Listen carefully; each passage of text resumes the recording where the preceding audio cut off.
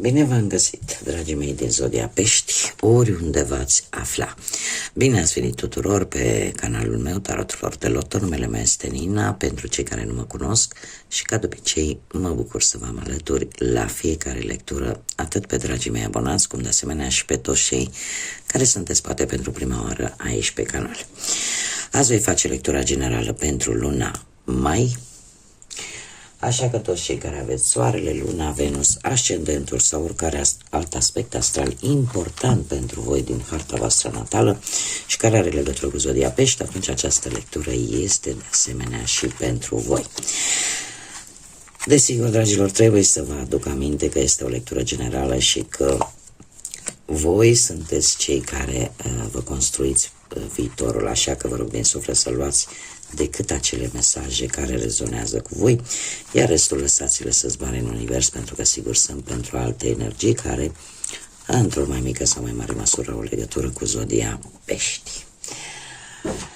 Pentru cei care nu știu, am scos câte o carte din oracolul frunzelor de ceai, câte o carte pentru fiecare săptămână a lunii mai, în așa fel să vedem în mare cam despre ce este vorba în această lună. Și avem fluturele în prima săptămână. Se pare că apare o schimbare în bine vis-a-vis de o anumită situație care poate pe voi vă frământă. Avem cizma în cea de-a doua săptămână, care ne vorbește de efortul pe care voi îl faceți pentru a obține ceea ce pe voi vă interesează. Depuneți un anumit efort și sunteți conștienți că fără acest efort nu puteți obține respectivul lucru. Săptămâna a treia vine cu luna. Se pare că încă continuă schimbările în viața voastră, dragilor. Apar schimbări importante. Iar ultima săptămână din mai vine cu o mare bucurie, cu o mare fericire. Avem harpa. Deci, lucruri bune, dragilor, așa pe ansamblu ce am reușit să văd. Haideți să vedem ce alte situații ne mai dă și acest oracol al trandafirului mistic pentru voi, dragii mei din Pești.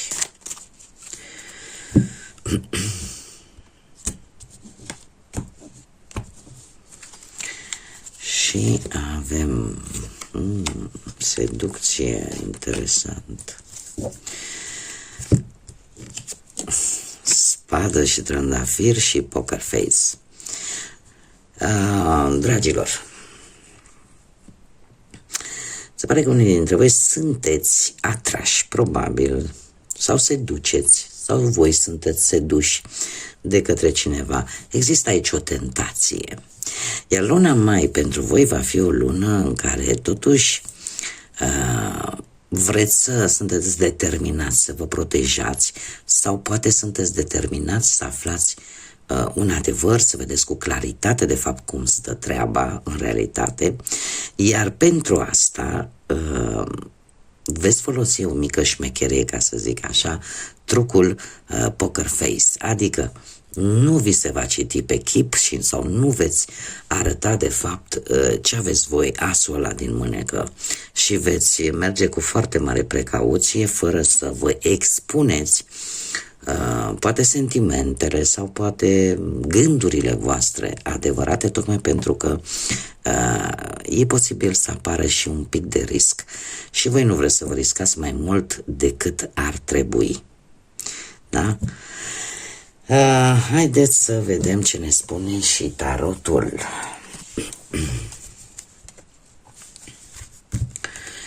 Să vedem ce vine pentru dragii mei din Pești în luna lui mai.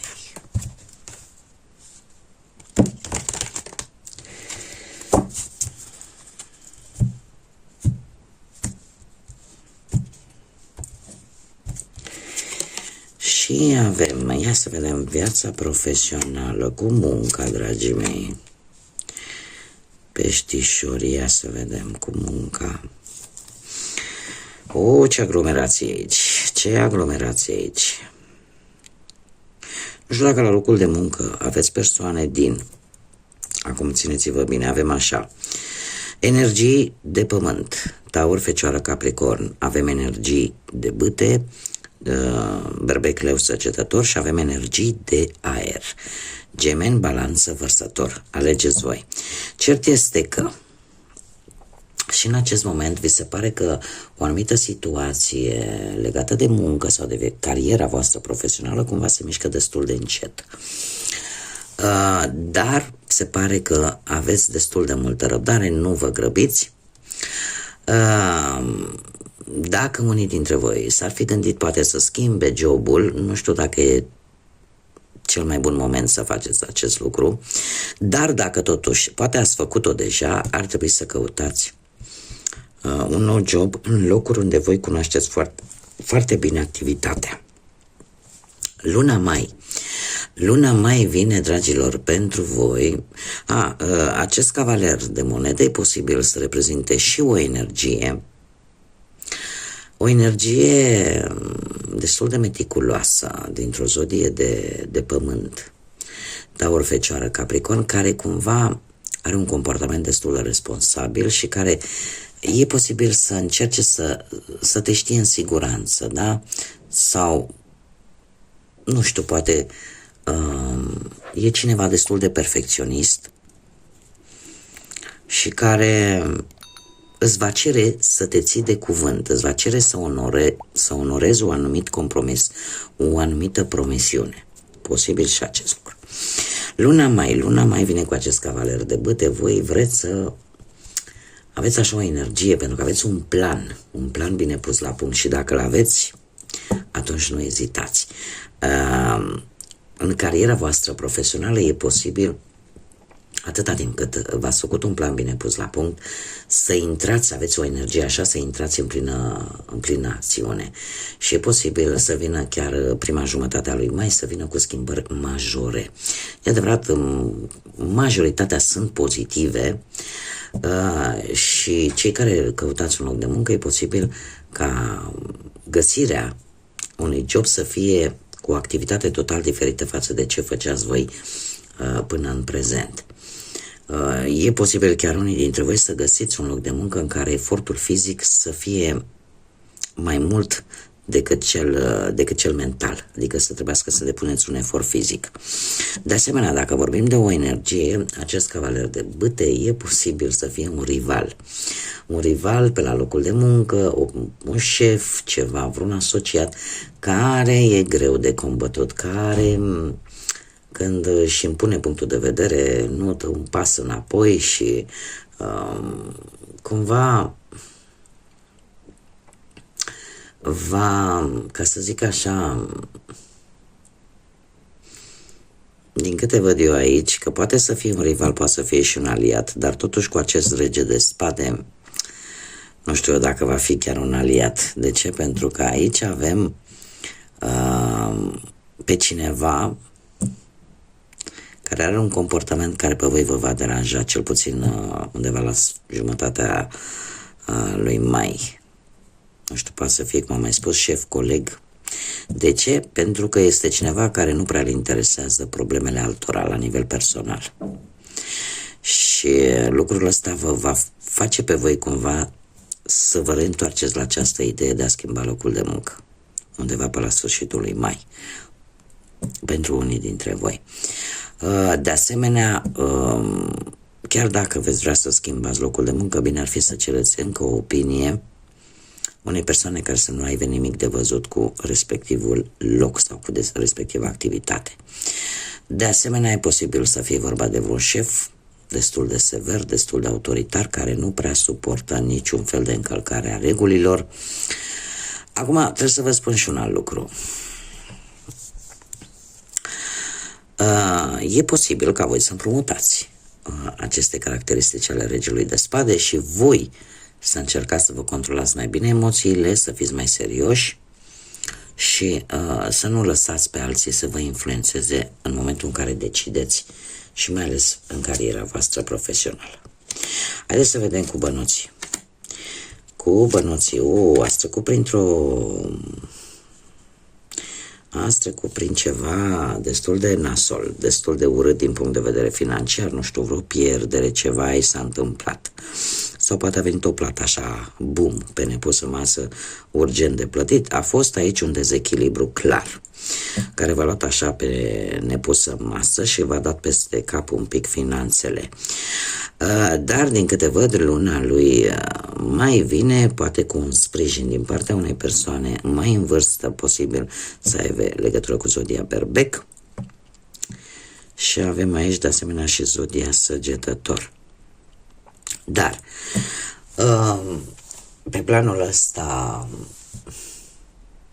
material, financiar, aș spune că ori veți avea o reușită financiară în urma unui proces legal sau în urma unei moșteniri, ori acest personaj cumva își va aduce aportul vis-a-vis de această situație destul de dramatică prin care ați trecut pe plan financiar. De asemenea, avem și moderația care vine cu niște finanțe destul de echilibrate la sfârșitul lui mai. Da, cumva lucrurile încep să se echilibreze și poate să aibă sau nu legătură cu cineva din zodia Săgetător. Haideți să vedem pe partea vieții sentimentale și începem cu cei care sunteți deja într-o relație. Dragilor, voi poate chiar în acest moment traversați o perioadă destul de, ca să zic așa, ceva probleme interne. Dar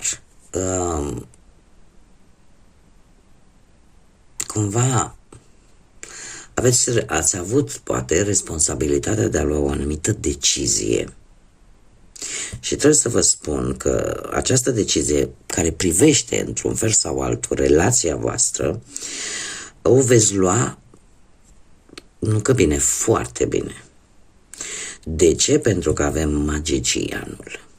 Așa că luna lui mai, pentru voi, dragilor, aveți tot ce vă e necesar pentru a lua cele mai bune decizii în ceea ce privește buna funcționare, ca să zic așa, a relației voastre.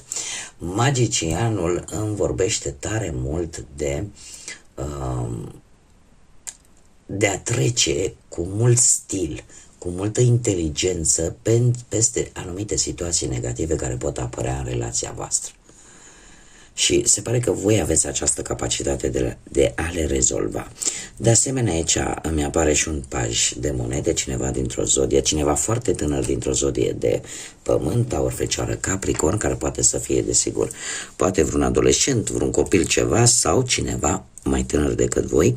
Ce ne spune acest paj de monede? Îmi spune că posibil ca aceste probleme să fie tocmai pentru că a intrat un pic de monotonie în relația voastră, chiar dacă iubire există, așa că până la sfârșitul lui mai veți încerca să dați așa un nou impuls relației, în așa fel încât ea să iasă din această stare de plictiseală, de monotonie, de obișnuință. De asemenea, dacă vorbim de o energie foarte tânără, se pare că este cineva aici care la fel, din cauza plictiselei e posibil să vă cam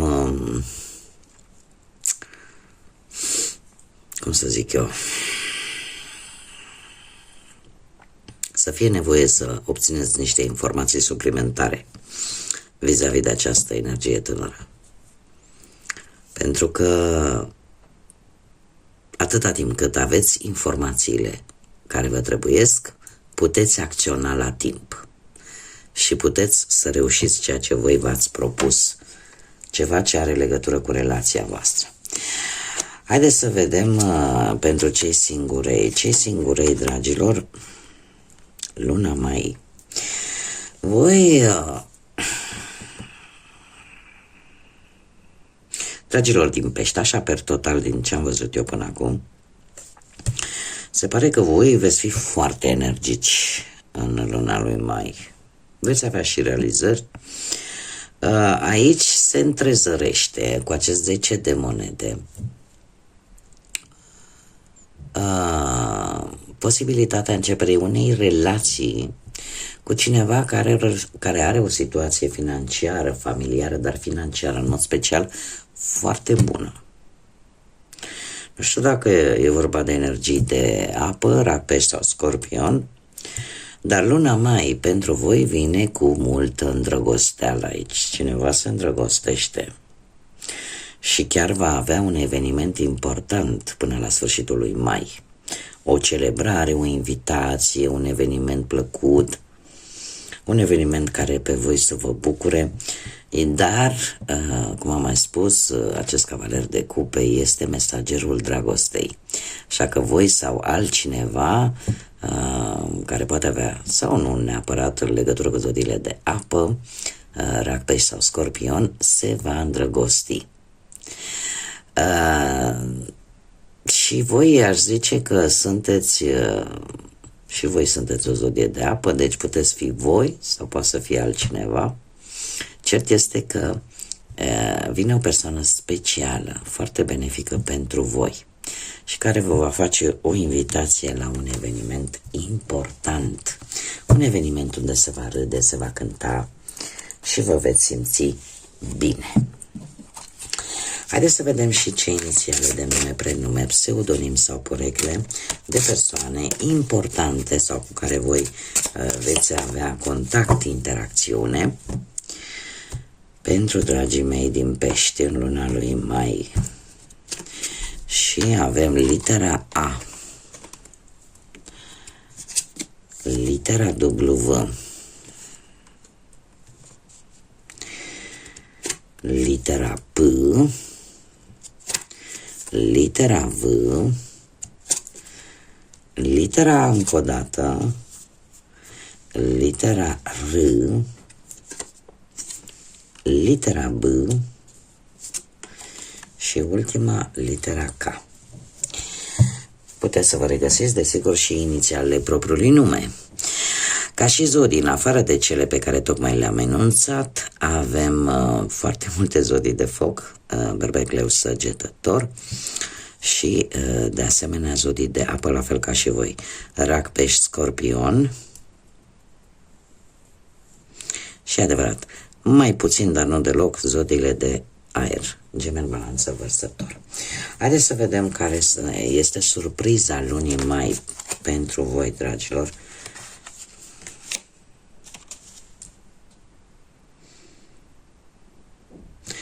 Dragii mei, o să o las pentru că a căzut, n-am apucat să bat cărțile, dar o să o las pentru unii dintre voi.